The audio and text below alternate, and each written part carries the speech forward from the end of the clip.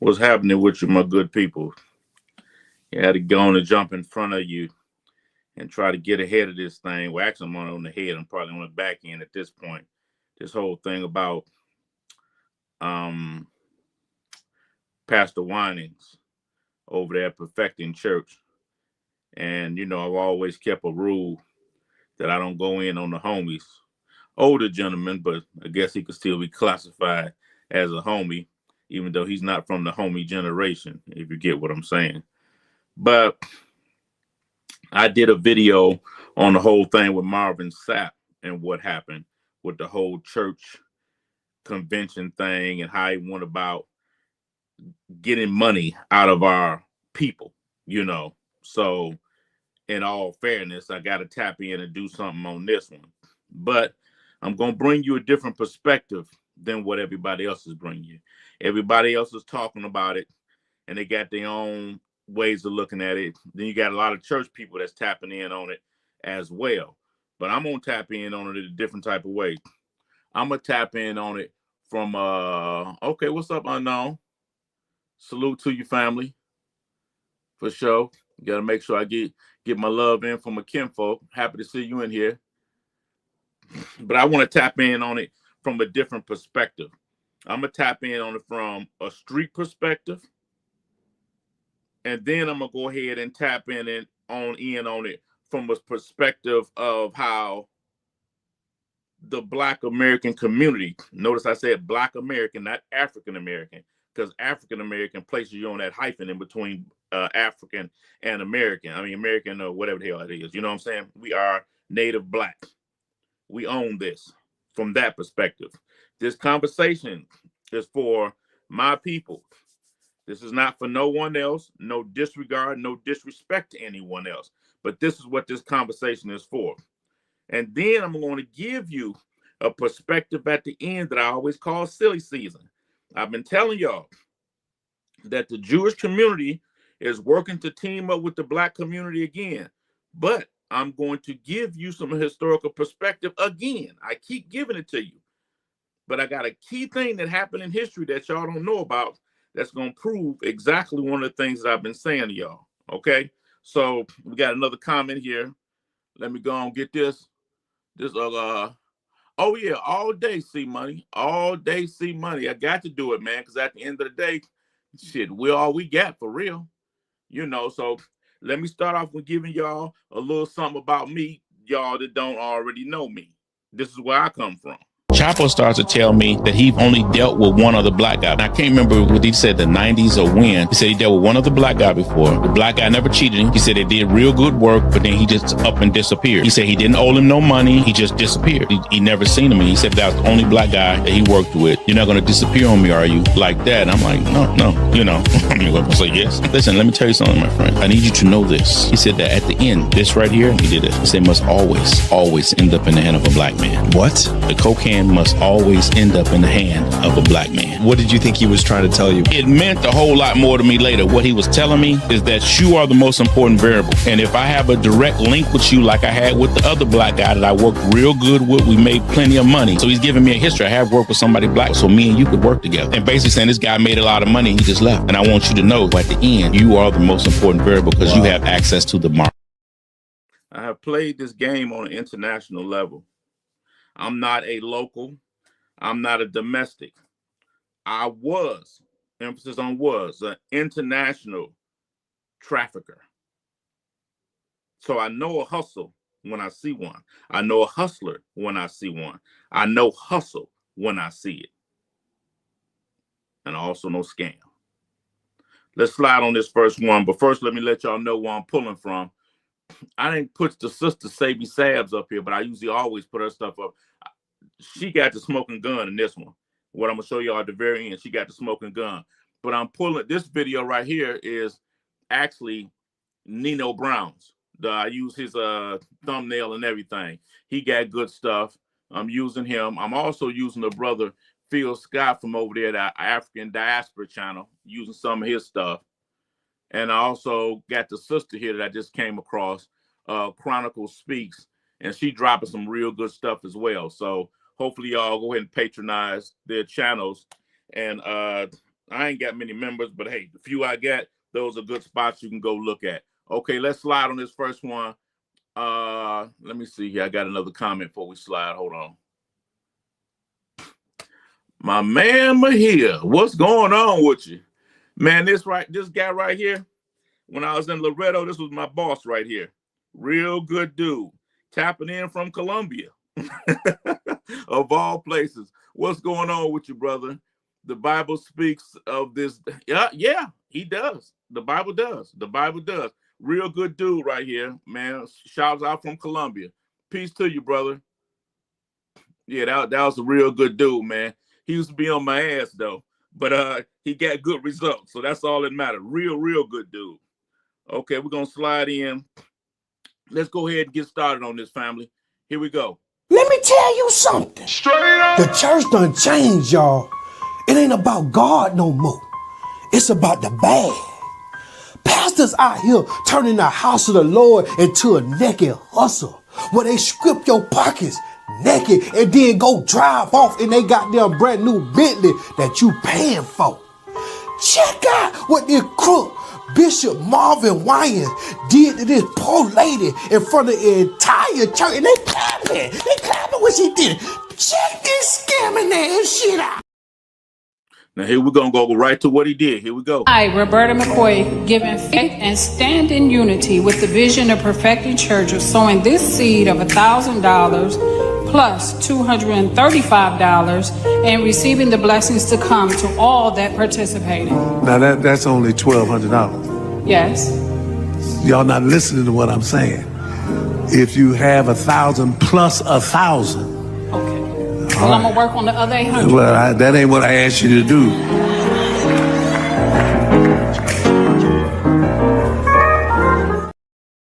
This is a pure example out of how, I guess we can say, like Kendrick Lamar say, not like us. They're not like us. How can you be so detached from the community, in the community, but so detached from the community that you don't know what's going on today and how people are suffering? You are so detached. So why are you there? Why are you there? But see, what this shows more than anything, than what most people ain't peeping out, this guy must be in some financial issues. He got to be having some financial, because he seemed pretty aggressive about that money from a grandmama with her grandson standing right there. The future of the church standing right there. You can tell that little young man with his nice jacket on was proud of that moment. And then he's seeing his grandmother, or whatever the case may be admonished by the spiritual leader about some money. About some money, people. But we're going to take this conversation deeper, because this conversation has to go deeper.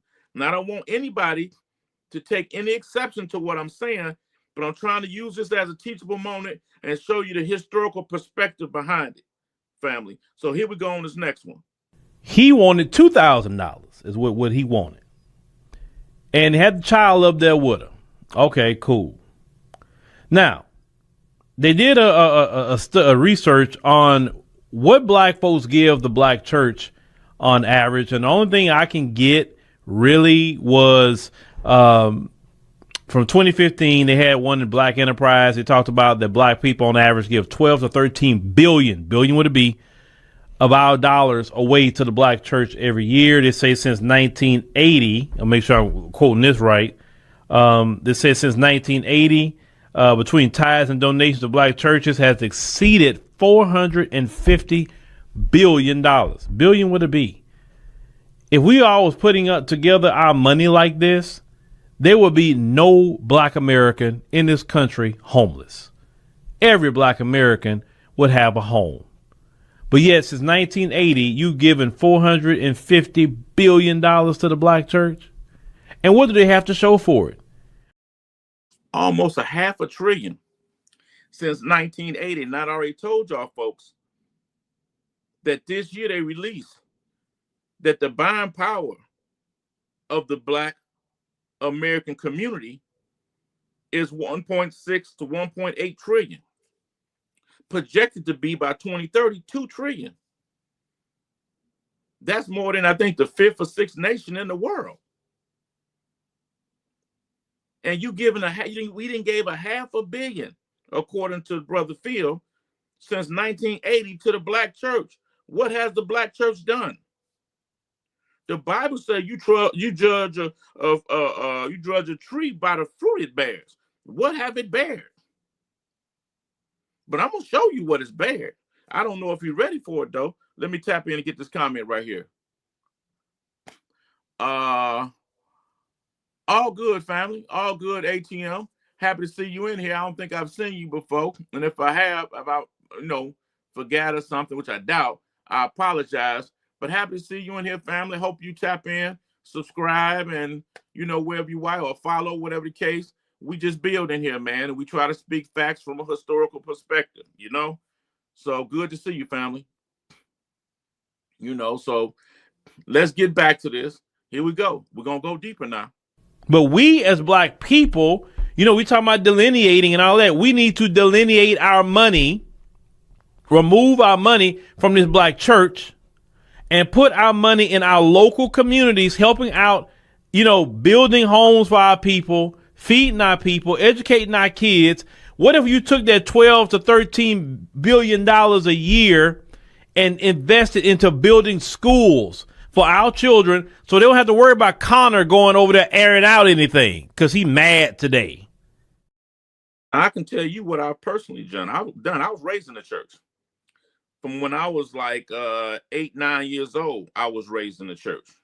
When I got out in the street and was doing the things that I was doing, I didn't get churches painted, the whole churches. Didn't get parking lots paved. I didn't get carpeting put through churches. I didn't get sound systems put in churches. And when I went to prison, the church knew. The church didn't give me nothing. Nothing. When the church had problems, the church called me.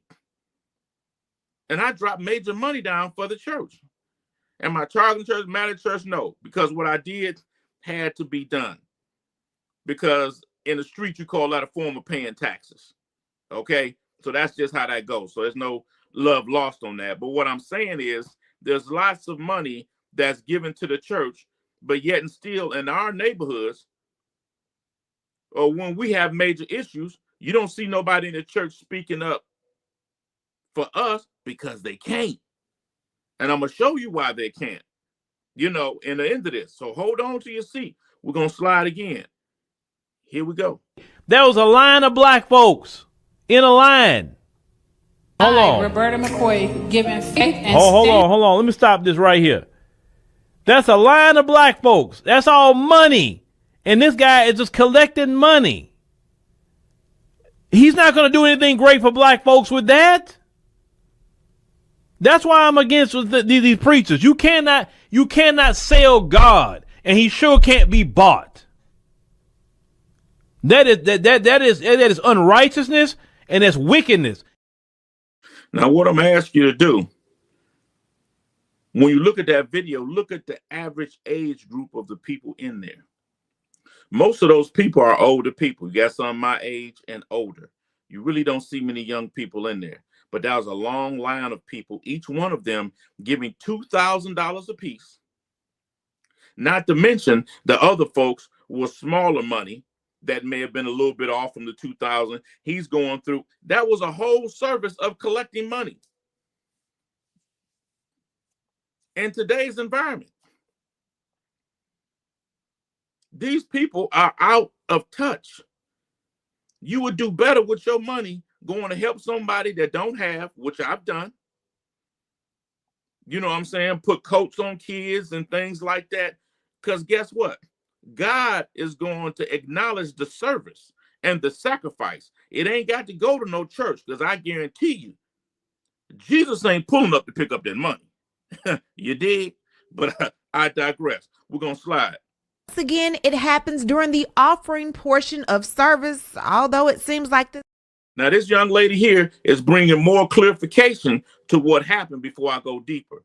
Here we go again. My bad for interrupting. Again, it happens during the offering portion of service, although it seems like this whole service was nothing but offering. A lot of churches get in trouble because they wait on the government to give them programs to offset their budgets. And then when those candidates are out of office, they don't have anything.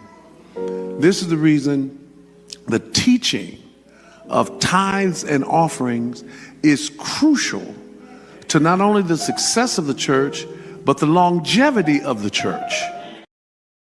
He's telling you right there that they're getting money from the government. He just told you right there, they're getting money from the government. And the mistake that they make, listen to this now, the mistake that they make is that they get it from the government and don't get it from the people. So it will lead you to believe that he's trying to say, excuse me, he get it from the people. No, he get it from the government and the people. Pay attention to that now. And we both know that the government don't give up nothing for free. But I'm going to show you some history on that. Stick with me. What up, though, to my man Moore? What up, though, to my man Ja? We're trying to get on through this, but I got major love for y'all already know. I know Moore going to love this joint. So we're going to go ahead and move on again because this young lady going to show you more. Here we go. Now, I wanted to look within the context of this situation to find out exactly what happened, and that's exactly what I did. Here we go. I want a generation that recognizes I gotta give because that's how God gives back to me. Are you listening to me? And so today is our day of giving where we give a significant offering. And if I stand here for the next 4 hours receiving money, I'm going to shout till I fall out. Because there's nothing I have that is mine except God gave me the strength to go get it. There's nothing that I have that is mine, but God gave me the strength to go get it. Go get it from where? From me? Pay attention, family. And say, I got to teach young people, you must give. Because you giving is how God don't. So basically, you getting out of people and you leaving God to take care of the check. But what he didn't clarify is your giving ain't got a damn thing to do with him. He basically saying give to him. Give to your community. Give to people that need it. Giving is a must, yes. But to your community, to people that need it. You don't need to give to people like that that's building these churches and stuff like that, and you can't get nothing from them, and ain't nobody getting nothing from them but a bunch of advice using the Bible to scam people. He's out of touch. He's not in touch with the community and what the community is feeling. That age is disappearing with him. Young people, please pay attention to this. Give, yes, you must give, but give to your community because they're not. He already told you he double dipping from the government as well as the government don't give nothing for free. I'm going to show you that in a minute. I'm going to give you the receipts. I always give the receipts. Let's grab this comment here. Look like Moore got something to say. The same thing happening to a church up in Detroit a couple of years ago. The pastor was telling everybody to give $1,000. If you don't have $1,000 to give 300, and a big fight broke out in church. Yeah. But this joker told people to give 1,000 plus one and told them if they couldn't get 1,000 to go to a family member or to a business or somewhere else and get 1,000. If that ain't pimping, I don't know what is. I don't know what is, because clearly the word of God can't be first and foremost at the front, you know what I'm saying, of this brother's mind. But people got to understand there's a history to this. I'm all about history. Stick with me. I'm going to show y'all something. It's going to blow y'all mind. I guarantee you this. And I got the facts on it. This has happened before.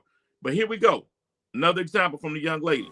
to his fundraiser that gave around $9,500, I believe. Then he gave another gift of $10,000 on top of that. So he said it was a total of $20,000 in all. I, Pastor Marvin Winans, give in faith and stand in unity with the vision of Perfecting Church of sowing this seed of $1,000 plus $7,500.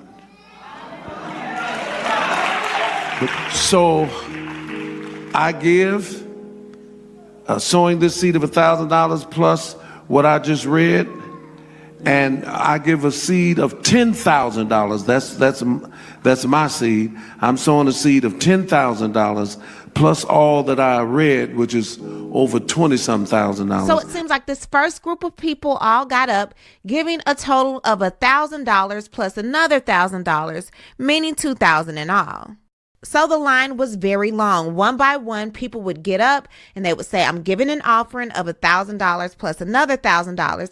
And sometimes they would even give more. This line was specifically just for the people that could give at least $2,000. Finance department, now listen to me. If you're giving the 1 plus 1, if you're giving 1 plus something else, we're going to come back and get that. I just want the 1 plus 1 to come. If you're on the finance department and you're prepared, come now, and let's give God praise as they come. One of the things that really tripped me out the most is when these pastors stand up and say, I'm giving the seed of 10,000, or I'm giving, and then the people go, oh. So as to make you believe that I'm not just asking you to do this, I'm doing it myself. What I want to know is who gonna get the basket once everybody got done giving what they're giving. Is it gonna be the same one that gave 10,000 plus XYZ 100 and all that? Is that gonna be the same person that's gonna get the basket? So you're gonna get your money right back. But we ain't thinking through this. We're not thinking through it. Let me get this comment right here. What you got, Morris? The pastor up in that church. Yeah, that's exactly what I'm trying to show the people. That's what I'm trying to tell you. Find somewhere God acknowledges your giving. Because when you give, that puts spiritual capital into your account that you can draw off of again when you get in trouble. Because when I got indicted, I gave a lot of giving. I did a lot of giving. I gave houses away to women, all type of stuff. Women with kids. Not because they did no favors for me either. But I got grace from God from that giving. So give to people that need it.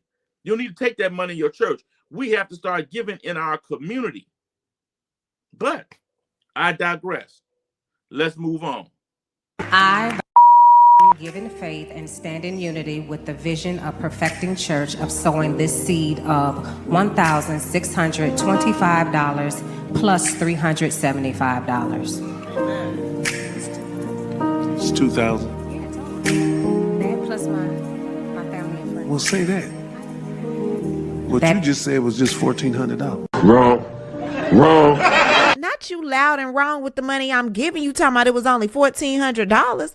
Sis looked like she wanted to take her check back and would have. Give me that. Amen. Amen. That is a total of $2,000. All right. Then, well, then I'm going to go by what you say. I don't care if it's a preacher or not. I swear for God, audacity must be on sale. You got somebody bringing you $2,000. $2,000. One person. And you talking slick. That's the entitlement. The entitlement, people. These preachers are feeling entitled to what you get. The brother Phil Scott said earlier in the thing that I did, since 1980, we gave almost $500 billion to the Black church. Look at our communities. In another passage, he said one of the women would have did better giving some of them single mothers up in their $100 gift certificate to get some food or something. Everybody know about November. November coming, a lot of people not going to have the SNAP program to get food for Thanksgiving away. And this is up in there hitting people like that. I mean, family, it's just time to wake up and see what's happening, man. We are giving as a community too much and we're getting nothing in return. If you're going to use the Bible, and I'm not going to get on my soapbox, you're going to use the Bible to say you judge a tree by its fruit. The black church has bared no fruit. They've been getting paid by the government and paid by you, but I'm about to show you why the government paid them. Just be patient with me. What we got, y'all? They did a segment on WXYZ to correct his actions, saying what it was, not like what we saw was not what it was. Talking to them like children. That's the whole thing. They're always talking to us like children. Don't forget how Obama stepped out allegedly on Kamala Harris' behalf and talking about, I'm talking to the brothers. I got a problem with y'all. Nigga, don't like about what you got a problem with. When you was up in there, you didn't do nothing for us. And you admitted that you didn't. And the same woman that y'all try to run, this ain't no political thing. This ain't no Republican, Democrat. I'm just having a conversation. I'm all about conversation. Kamala Harris was asked when she was vice president what she was going to do for the Black American community. She said, oh, am I going to do something only Black? No. Because that's the problem. We ain't never asked for nothing. My cousin, Dr. Claude Anderson, said about Thurgood Thomas. Everybody feel Thurgood Thomas was racist. He said he wasn't racist. He said he had a problem with black people because black people kept giving up everything and never asked for nothing. That's what he had a problem with. You know what I'm saying? Let's hit these other two. We're going to move through this. What you got, y'all? Hustling in the church. That's exactly what it is. And then they're going to try to tell you what you saw and what you seen. And this is really what's going on. Because that was what went on with our parents. Generation X didn't buy that. A lot of us jumped out in the street and started to get it. But they feel they have your ear and that whatever they tell you, you're going to think it was from God because they allegedly a man of God. But I got something for you. What you got, more? And the church get to keep all the money tax-free, and they get money from the government. You just heard him say that. Good stuff, more, y'all. Okay, let's get back into this because I ain't trying to hold y'all long, and I got to go to work, believe it or not. Okay, so where we at? Here we go, right here. Did y'all see this shit? Did we look at the same shit? This is exactly why the church is dying. I hope like hell that poor little lady took both her goddamn church back from the goddamn heathen because he scammed me. Hardest times is right now. And you out here making demands from your supporters like they rich as your goddamn scamming ass. These pastors ain't no good. This ain't no man of God. This is Satan's right hand man. And these heifers in the congregation just Catholic. What in the devil is this? These pastors, the master the game of guilt and manipulation, telling ushers to lock the door, nobody and leaving it to the goddamn church, raise this money. What kind of shit is that? Like they holding people hostage in the name of Jesus, in the mighty name, in the name of Jesus, in the mighty name. Then what they doing to y'all? Just look at that viral story with that gospel singer, pastor, whatever year, Marvin said. I ain't forgot about that shit earlier this year. My brother, McCall, happy to have you up in here. Hey, what do you mean by where are the faithful men and the scripture you quoted here? Fill us in a little more on that. I like to hear more about your definition of where are the faithful men. Give me a little more on that. All right, my brothers. Y'all heard what he just had to say there. I'm gonna slide you through one or two more because it's about to get deep. It's about to get deep. I'm telling you now. This ain't gonna be no, because I'm about to bring Malcolm X in, a number of things he said. Then I'm gonna show you something that you're probably not gonna like. But here we go again. Ransom and turned around and told the usher to close the door when folk were trying to leave. And when the video hit the internet, people went crazy.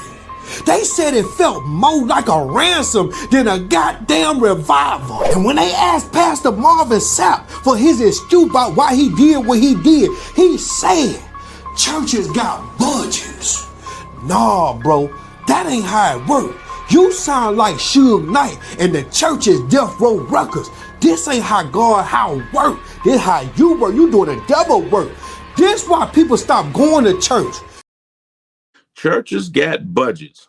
If that don't tell you what's really going on, I don't know. Let's slide on this last one here before we get in the thick of it. It's about to get thick, people. That's all I can tell you. I just hope you're ready for it. Y'all YNs, y'all want to be rappers. Y'all need to try to goddamn be a preacher because they making more money than the rappers. While the members who built that goddamn empire, they struggling. They hustling to pay their goddamn rent. They barely surviving. And these pastors, they ain't feeding the flock. They feeding off the flock. But God ain't mocked. He see what they doing, and he warned you in that basic instructions before life ended what these time was gonna come. And when Jesus come back, he ain't coming for the one who collected the most offerings. He coming for the one who gave the most love. If I were one of these members that went to these goddamn churches with these scamming ass pastors, I'll watch the church service online and throw my dollar at the TV screen, then pick my dollar back up when the church go off the goddamn YouTube. People got to remember one thing, or a number of things. There are two institutions that don't earn, do not have the ability to earn. They can only spend what they take. The government is one, and church institutions is the other. They have no ability to earn for themselves, to take care of themselves. They must take from their community in order to survive. Keep that in mind, people. Keep that in mind. We got another comment here before we get deep. I wanted the brother McCall to speak on what he had to speak on, but I guess he may have left. But I was interested in hearing what he had to say because, I was going to give him an education on that word faith. But I wanted to at least be fair. Okay, my brother just popped up. I'm glad to see that. What we got here? Man, the streets is out here messing up preachers. Well, the streets is out here messed up preacher better than better take that $40 like everybody else. Okay, I hear you. Uh-oh. That's trouble right there. That's goddamn trouble. That motherfucker was a thorn in my side. What's up, girl? Happy to see you in here. I hope I ain't talking about your church, because I know you're a church-going young lady, but I got to tell the truth and shame the devil today. Love you, babe. Okay, brother McCall, what you got?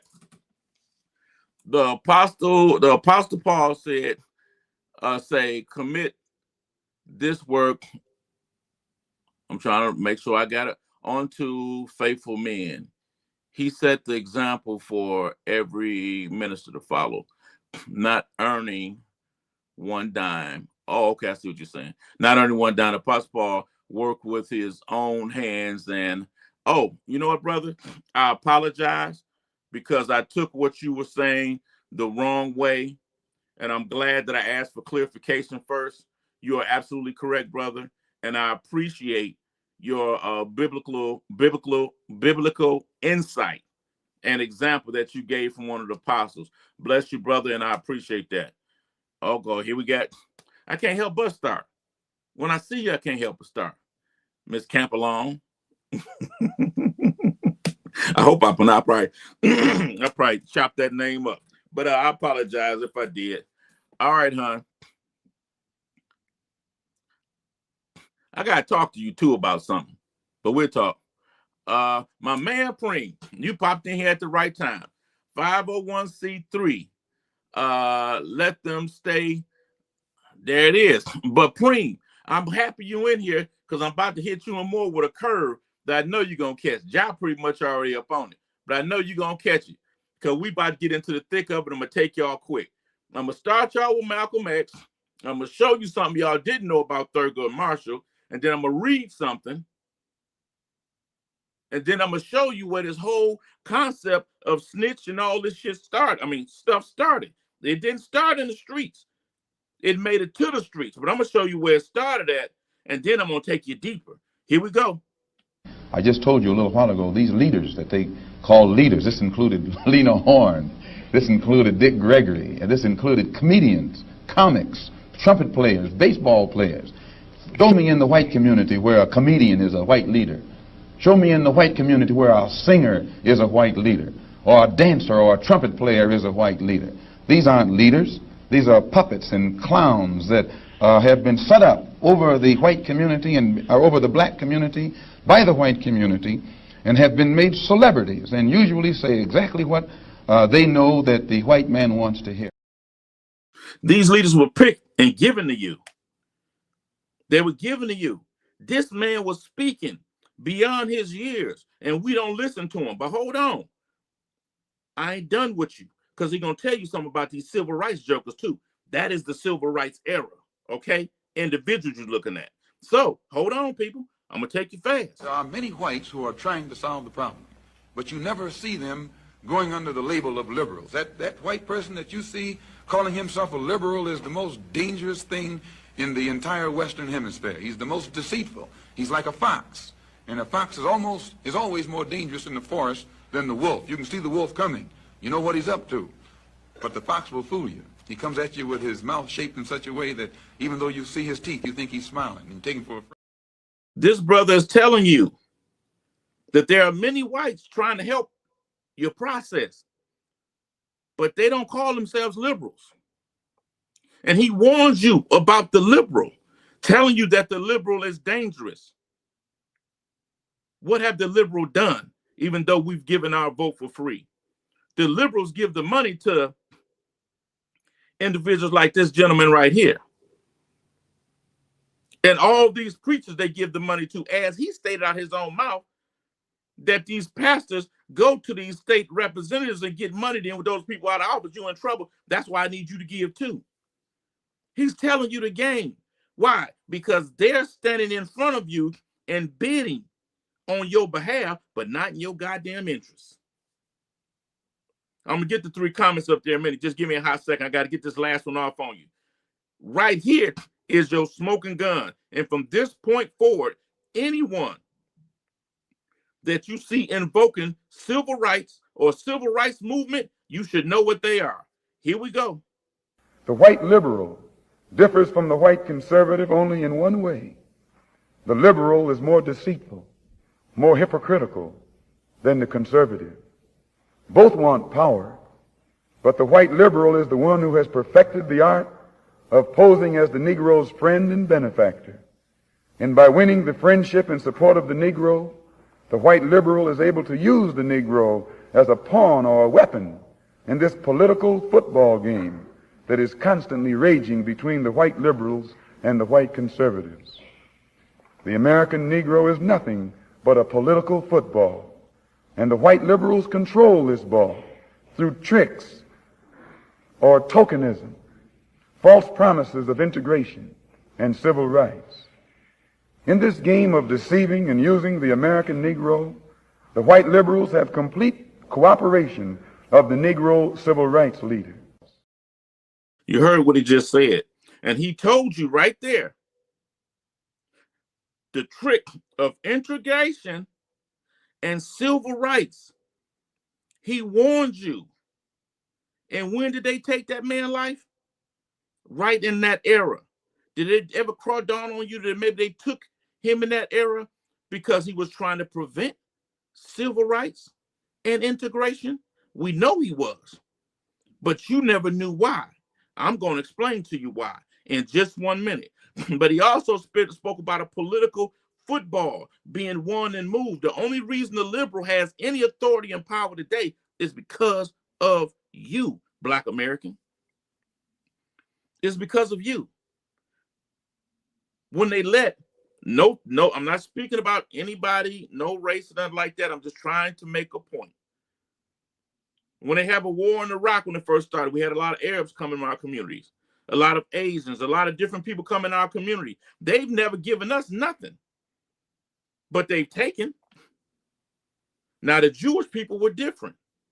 They got something and they gave something because they are historically known as merchants. We're going to go on that in a minute. Let me get some of these comments because they're going so far, and I don't want y'all to think that we're not tapping in with what y'all got to say. Where we at? Okay, brother. Okay, McCall, what you got here?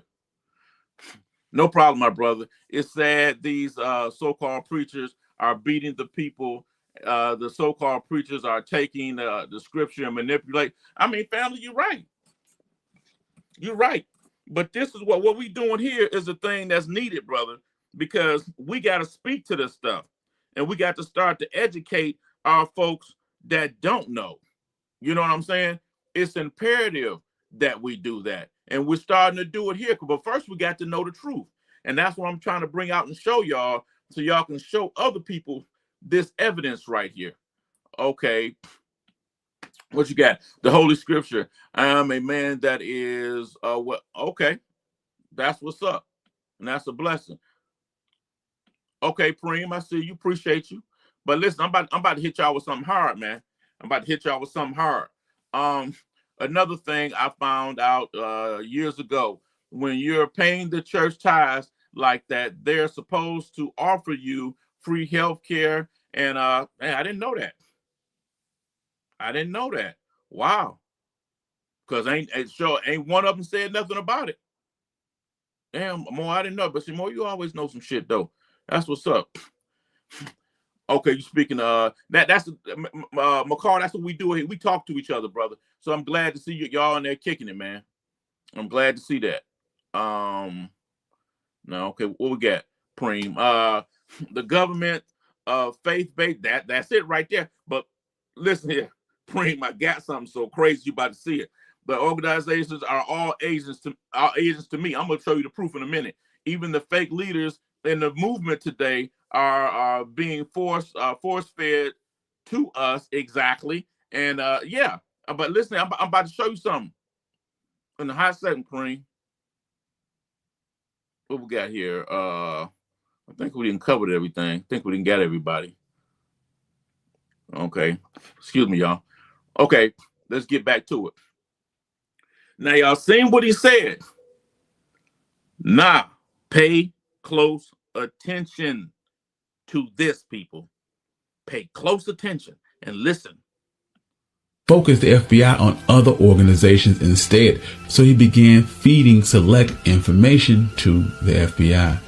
Marshall repeatedly contacted the FBI against people like North Carolina NAACP chapter leader Robert F. Williams, who had run afoul with the FBI because of his refusal to go along with the prevailing tactic of passive, nonviolent resistance. In 1959, Monroe juries acquitted 2 white men of assaulting a black woman, and William made his courthouse declaration. Since the federal government will not stop lynching, and since so-called courts lynch our people legally, if it's necessary to stop lynching with lynching, then we must resort to that method and meet violence with violence. This led to his suspension from the NAACP and eventually led to Williams fleeing from the South and relocating in Cuba. Marshall would... You heard what you heard. Check your facts. You heard what you heard. Now, if you seen the video I did the other day, you know how that fits in. But hold on. I'm not done yet. I told y'all that this whole stitching thing that you hear with these street guys out here now and informant and all that, it didn't start in the streets. Let me show you something. They weren't just watching black neighborhoods, they were infiltrating them. From 1967 to 1973, the FBI ran a secret operation called the Ghetto Informant Program. Thousands of black people were paid to spy on their own communities. No charges, no warrants, just fear. And a federal agency determined to treat black survival like a threat. In the heat of the civil rights movement and the urban uprisings in the 60s, the federal government didn't just invest in justice. They invested in surveillance. J. Edgar Hoover's FBI launched the Ghetto Informant Program, all to collect intelligence on black activists. revolutionaries, and everyday residents. Over 7,000 informants were embedded in housing projects, barbershops, churches, and community centers. They weren't just watching suspected militants. They were instructed to report on any gathering, radical literature, or political unrest. The government literally made blackness synonymous with subversion. And the informants, they were often poor themselves, pressured into trading information for cash, protection, or reduced sentences. The Ghetto Informant program was sold as a way to prevent riots, but its real mission was to undermine Black power. They targeted the Panthers, Malcolm X's circle, SNCC, the Nation of Islam, even Dr. King's allies. One infamous tactic? Having informants shadow funerals and report who attended. Disgusting. Because to the FBI, mourning the dead could signal a political threat. Churches were tapped, schools were monitored, and confidential informants were told to befriend organizers, only to betray them. This program ran alongside COINTELPRO. They weren't separate, they were part of the same anti-Black machinery. And just like COINTELPRO, the damage that was left behind was devastating. The fallout was deep, communities became suspicious of one another. Movements collapsed under the weight of betrayal. People stopped trusting neighbors, friends, even family, because any one of them might have been an informant. The program ended in 1973 after public outcry, but the names of many of the informants were never revealed. No reparations were paid, no apologies were issued. The government didn't just spy, it fractured the very idea of Black unity, because to them, survival was suspicious, and solidarity, that was the real threat. Now, I see your comments up there. I see y'all going. We're gonna get to you in a minute, but I got to get these. I got to get this off. Let me read this. What I'm gonna read, and then I'm gonna get y'all comments, and then I'm gonna take y'all through 4 or 5. That's gonna give y'all the nail in the coffin. Do you hear me? To let you see where this is going. Let me go on and read this real quick to y'all. It's about your man Thurgood Marshall. I read this the other day. Some of this on the video I did. Y'all need to watch that video I did a few days ago. You know what I'm saying? What we got here? Oh, damn, this damn camera. Hold on, let me try to get this camera together, y'all. Hold on. I'm back like dun dun dun. Okay, here we go.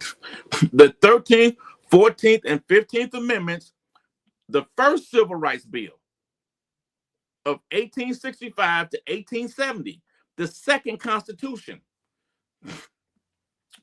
formed what scholars call the Second Constitution, a legal reconstruction designed specifically for the descendants of enslaved Africans only, full stop.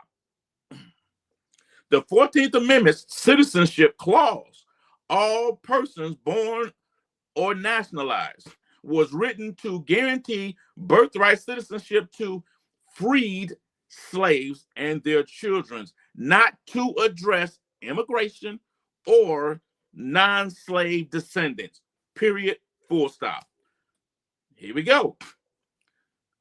Thurgood Marshall, later use of this constitutional triad, especially the 14th Amendment, in the mid-20th century, extended its protection to all racial minorities, arguing that any race-based discriminations violated equal protection under the Equal Protection Clause. Let me reread that. Any race-based discrimination violated the Equal Protection Clause. That's why you got what's going on in Louisiana right now, because of him. That's why the Supreme Court asked for an argument for the whole nation, because of him, to strike down the second, to eliminate. Because somebody that was not even written in, let me get off my soapbox. Let me just read what I got here, because I'm doing too much. All right. His reasoning that if cruelty protections applied to animals, human beings of African descent deserved at least equal protection. Reframed civil rights as human rights. The Jewish legal network and philanthropists that supported Marshall and the NAACP, Marshall and the NAACP, two separate distinctions, okay, helped expand this moral legal frame, culminating in the Civil Rights Act of 1964. The Civil Rights Act of 1964 gutted your rights and made it a human right, which generalized the 14th Amendment's protection across racial, ethnic, and religious lines, effectively universalizing what had been a specific Black American guarantee. Now, I told y'all before in the other video, I put forth this question in the chat, and chat responded. It said, yes, it's accurate to argue that Marshall's universal reinterpretation, both advanced and diluted Black-specific protections. His 20th century legal strategy transformed the 13th through the 15th Amendments from a Black American safeguard into a general human right doctrine. That's how the Brown versus the Board of Education was passed, not on your behalf, as a universal doctrine while stealing from you. But I digress. Let's get back to it. American safeguard into a general human rights doctrine that made landmark victories like Brown versus the Board of Education possible. It is also, but it also erased the legal distinctiveness of the descendants of the enslaved as a constitutional defined class. By the time of the Civil Rights Act of, again, 1964, codified his broader vision.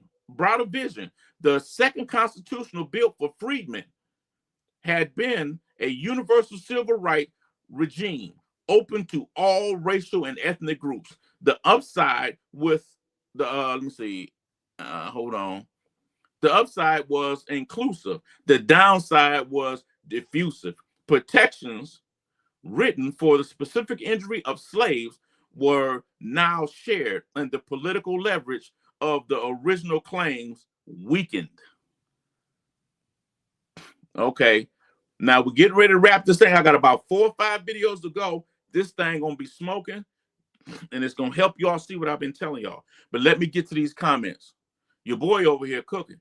I'm dry mouth and everything. Hold on. Let me get a little sip of this thing right here. Ooh. Y'all got me over here talking. Hey, more. Don't be out there starting no shit. I know you always out there starting shit. Don't be out there starting no shit. Okay. Where we at here? Okay, Ja. You know exactly who Mr. Marshall double crossed, huh? All right. What we got? The so-called church need to get away from the government because they're not going to get away from the government, brother. You know why? Because the government created them. I ain't wanting to gossip. You ain't heard it from me. Actually, you know what, McCall? You need to check my book out, man, because it's all in there. More of them got it right here. I got the whole history right in there. Because it was the actual religious institution that created this whole economic system and turned around and created government. So, yeah, but of the European version of Christianity through treaties and all that other stuff. Okay, let's get back to the comments. Let me see where we at. I don't know. Okay, wait. You know what? Bush do need to be in here, man. Bush stamped down strong on what he. But listen, what I'm about to show you right now, more. This is the smoking gun. But Bush, because Bush been that last that Bush been going on. I know you've been reading it. What you got, Supreme? It was a snitch.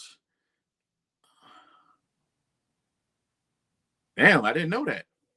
Okay, that's what I love about our group, man. Each one teach one. My brother, I don't want to get off the topic. That is a main topic. Excuse me. Oh no. Listen, man. We kicking it. We kick. Listen here. See, Supreme. It mostly be that motherfucker more. But Butch and Jai, we been here talking, man. See money and all of we been here kicking it. And we go off on a tangent in a minute, but we come back for sure.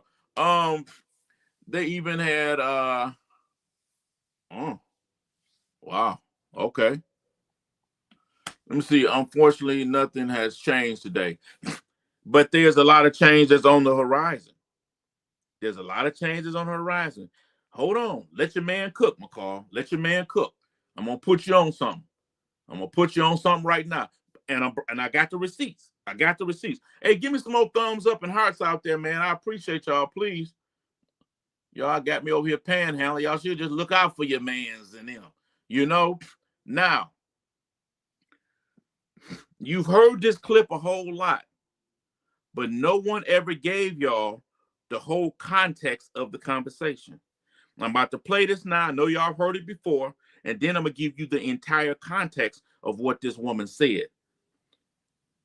And then I'm going to show you something else. Here we go. Video of the Israeli government holding a private convention here in the United States. One of the people in attendance at this secret meeting was Judith Varnai Shorer. She's a former Israeli consul general who was operating out of Atlanta. She was one of the main people saying that the biggest problem that they had was young black people in the United States. But don't worry, they've got some black leaders on the payroll. The major problem of Israel is with the young generation of the black community. The problem of Israel is with the young generation of the black community. Black is with the young generation of the black community. This was an Israeli government official who was saying this, not some low-level operative or some rogue member of their diplomatic corps. This was a senior member of their administrative government who was saying this on American soil. Their biggest problem wasn't Hamas or Hezbollah or the Palestinian Authority or Syria or even Iran. She said that Israel's biggest problem was young black people in the United States. Now, I got to get y'all comments because I got to see what y'all have said. Because I'm hoping I catch a couple of y'all out there because I'm going to crack you across the head with this next one. Okay. But you notice she did state they had a number of black on the payroll and all that. But who are they talking about? They talking about these church leaders. They talking about these celebrities. They talking about specifically these church leaders. But hold on, let me get these two comments. And then what I hit y'all with next, you're not going to be ready for. What you got, McCall? Malcolm X was not a dumb man. No, he wasn't, because he called it out. They hate Malcolm X because he was speaking truth to power, not compromising. There are no black leaders in the, and what you're saying is absolutely true, brother. But what the part that I'm starting to see is that Malcolm X was warning the people. And then when Malcolm X when Martin Luther King got with Malcolm X, don't forget Harry Belafonte came out and said, he said, you know what, brothers, I feel that I've led my people into a burning building. But Thurgood Marshall knew exactly what was going on because Thurgood Marshall was the legal mind and Thurgood Marshall was in on the whole process. All this COINTELPRO, snitching and all that didn't come about to the 60s, man. And don't forget, in the 60s, the United States had a problem with who? Russia and China. A lot of black people were running where? To Cuba. That was under the protection of Russia. But what we don't know is there was also a Palestine issue at that time as well. Now, I'm about to show y'all something. I just hope y'all ready for what I'm about to show y'all. So this movement of infiltrating in black communities and all that has been going on since the creation of the civil rights. Now, remember all the groups that you had out during that time. And these were minds with Panthers and all that. They were studying history. They were studying law. But they hadn't ran across the power of the 13th, 14th, and 15th Amendments yet. And so the 1964 Civil Rights Bill was important, because if we ever found out about the power of them amendments, there was a problem. So there had to be an amendment to that amendment. Well, we're thinking that 1964 was the first Civil Rights Bill, and it's not. 1865 is the first. 1964 was the second. 1964 is what allowed the people under the privilege of YT, which was written into the Constitution under the 1st to the 12th Amendment. Y'all that ain't seen my other video I did, it explains all that. The Dr. Claude Anderson explains it all. They didn't have no right to the 13th, 14th, and 15th. You had the slaughterhouse ruling, and you had another ruling where Supreme Court said that YT people had no rights to the 13th, 14th, and 15th Amendments. But I digress. Wasn't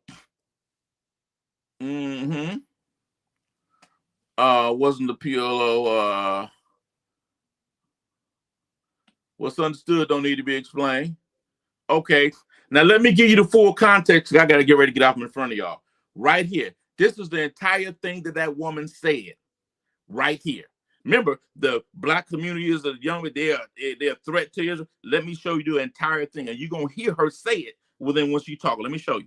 For the time being, our major goal is the black community. And the black community in Atlanta is huge, and it's a source we can work with.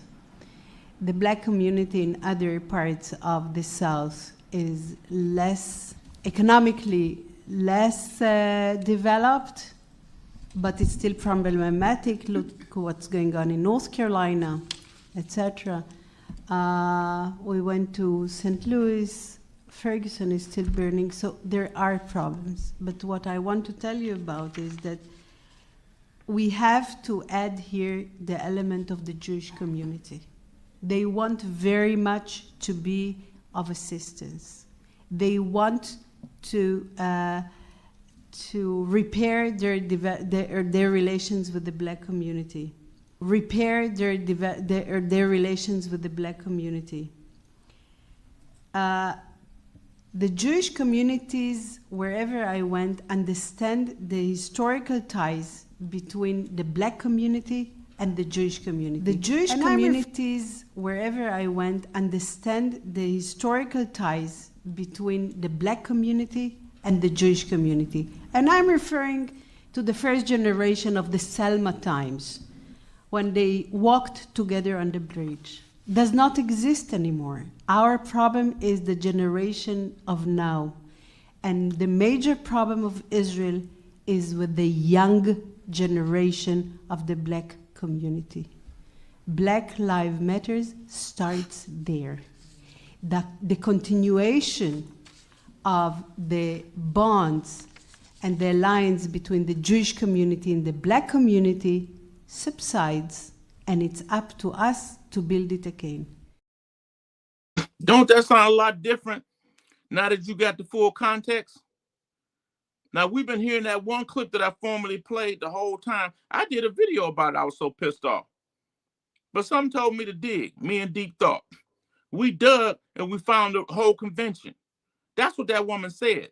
So that sounds like somebody trying to do something with you, or sound like somebody saying, let's make a deal.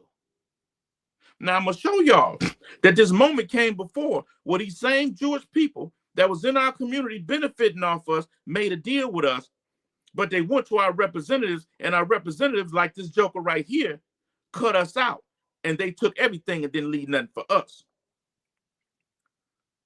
But you hear her saying right there, we got to talk to the young people, because in another passage she said she had 40 ministers over and all that, but they didn't have no connection to the young people. So all these athletes, all these artists and all that they send it to us, they already bought and paid for. These preachers bought and paid for. The young ones, I don't know. You know what I'm saying? But hold on. I'm going to run back what I just played for you, a certain piece of it, because I'm about to give you the smoking gun after this, And then I'm going to give you one clip after that that's going to end this, that's going to show you what I've been telling you is the truth with an historical precedence. Okay, here we go. To repair their relations with the black community. Repair their relations with the black community.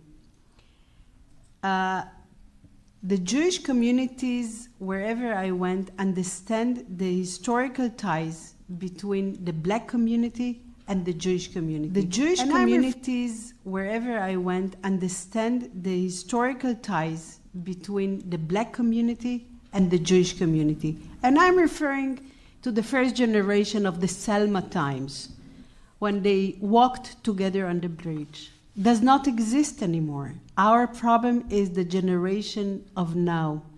And the major problem of Israel is with the young generation of the black community. Black Lives Matter starts there. The continuation of the bonds and the alliance between the Jewish community and the black community subsides, and it's up to us to build it again. Let me show you one. Let me sneak one thing, because she said Black Lives Matter. Start there. Hold on. Let me show you one thing. This is from an old show I did. Let me show you this real quick about Black Lives Matter and who funded it. Listen. Elon responds, and he says, "You have said the actual truth." Now, we don't know what part Elon is saying is the actual truth. So let's go through this.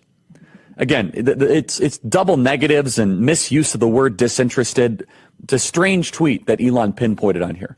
But the first part is absolutely true. Let's go to this. Jewish communities have been pushing the exact kind of hatred against whites that they claim to want people to stop using against them. Now, I don't like generalizations. Not every Jewish person believes that. But it is true, the Anti-Defamation League was part and parcel with Black Lives Matter.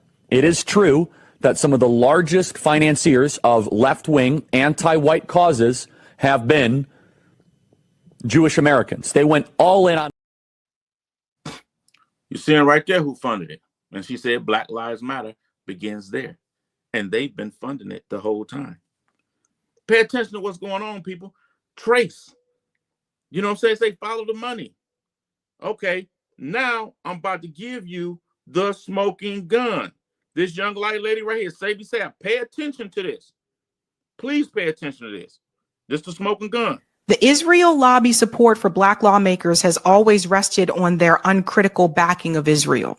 January 30th, 1972, Representative Charles Diggs, chair of what was then a 13-member caucus, announced plans for a national black political convention to take place in March 10th through 12th in Gary, Indiana, to identify and ratify a national black political agenda for 1972 and beyond. Wait for this.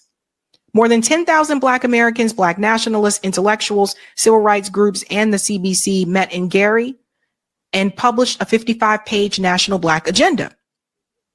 Debate swirled around several measures considered for the platform, including economic empowerment, the possible formation of a third party representing Black Americans, and whether the agenda should endorse busing to achieve integration in public schools. So as much as we talk about third parties now, they were talking about that back then. So it's not a new topic, right? Wait till you see what happened. Let's continue on here. But the contentious debate devolved into irreparable rupture when it came to the question of Israel and Palestine. Black nationalists demanded a resolution to cut U.S. aid to Israel, return Palestinian lands, and affirm Palestinian self-determination. But members of the Congressional Black Caucus recoiled. Facing pressure from Jewish organizations, the CBC denounced the resolution, affirmed its support for Israel, and refused to endorse the national Black agenda. Instead, the caucus, facing pressure from Jewish organizations, the CBC denounced the resolution, affirmed its support for Israel, and refused to endorse the national Black agenda. Instead, the caucus drafted its own platform, which plotted a decidedly moderate course, especially in foreign policy. 1 year after its inception, The CBC chose alliance with the Israel lobby over the support for Palestinians advocated by politically independent pro-Black organizations, a choice that continues to define CBC's politics today. What do we have going on today? I told you what was going on in the 1960s around the Civil Rights Act. America was having a problem with Russia, China. Now we're here in Venezuela, even though we know Russia also supported Venezuela. We know China supported Venezuela now. But we also had a problem that we know, Palestine. Blacks were going for Palestine.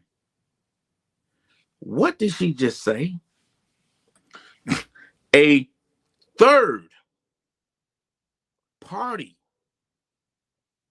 What's about to happen to the Democrats if they get gutted with this move that's happening in the Supreme Court, where it takes away the extra leverage that they've used in their political game that Malcolm X talked about?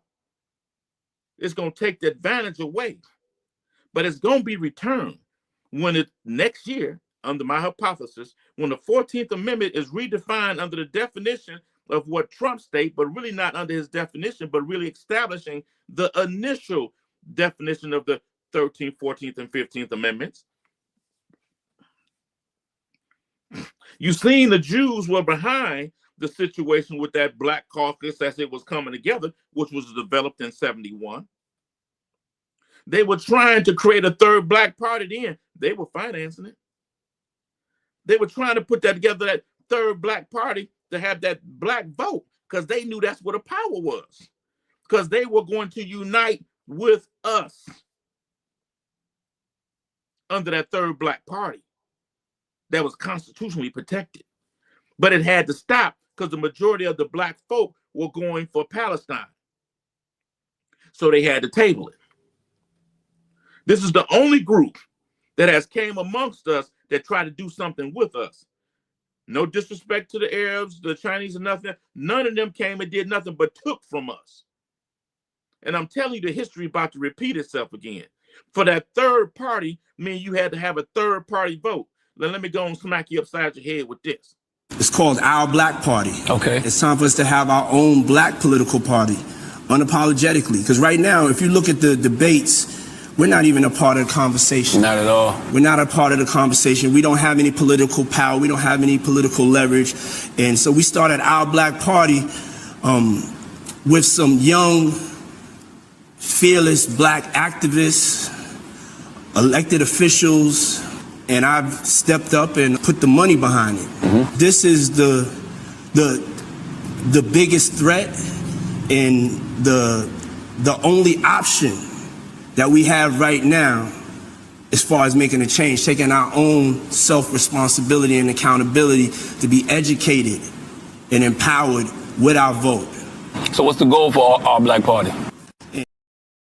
I'm dropping the mic right there. I'm gonna drop the mic right there. And I hope Bush do see this. I hope Bush do see it. I hope the brother Bush do see this. You know what I'm saying? I'm gonna drop the mic right there. So we don't need to be concerned with Winans and all them other jokers. They got an expiration date stamped on them. Let's get to these comments. Okay, what's up, youngin? Okay, what's up with you? All right? Sure, how your mama doing?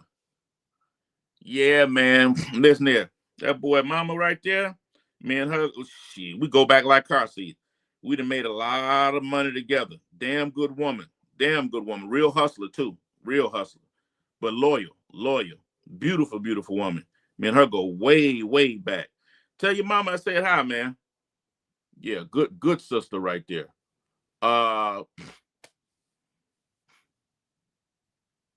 What you got, more? And when these Jews come back with whatever deal, we as a people need to be practicing business and not loyalty. Facts from the book. This go round, we will be looking for the next. Listen here, more. They about to get you reparations, man. They're going to get you reparations. It's going to be a financial repair. You're going to get reparations because they control the courts. You're going to get it. Then they have to protect themselves from other people that's been dangerous to them and us. That's what's about to happen, more. That's why I told you we're about to get reparations, man. This is going down. This is about to happen. And why? Because the power economically then shift to the east and to the south. But first, they have to eliminate those minority groups that try to sue every time we go to get something. Once they're removed, there's no one to sue. In the same way they knew to tell Thurgood Marshall to go ahead along and go to Supreme Court to do that so they can be added in, but they were going to move from there and create a third party. The bureaucracies that are controlled by certain people seen the play coming and redefined it and made minorities into women, made minorities into men that were already protected between the First and the 12th Amendments. Affirmative action, DEI benefited who the most? The same people, just relabeled and classified as a minority. Think about it, family. Think about it. All good. That's what's up, youngin. I'm happy to hear that, man. Happy to hear that. But when I tell y'all we got next, man, I don't just be cooking this up. But one thing I need y'all, because y'all just heard Puffy. This is history repeating itself again. They tried to do it in the 60s. They're about to do it now. They're about to do it now. I keep telling y'all, we got next. But for these preachers and all these old jokers around the age of these preachers that's kicking this civil rights, that, now you know what they're saying. And even Malcolm X warned you about it. Malcolm X even told you there's white people trying to help you, white people trying to help you, but they don't label themselves as liberals. He told us about that. Now we knew why they got him out the way. Okay? But there's one thing that I'm going to leave y'all with that I got to say. Be careful. These are men of God.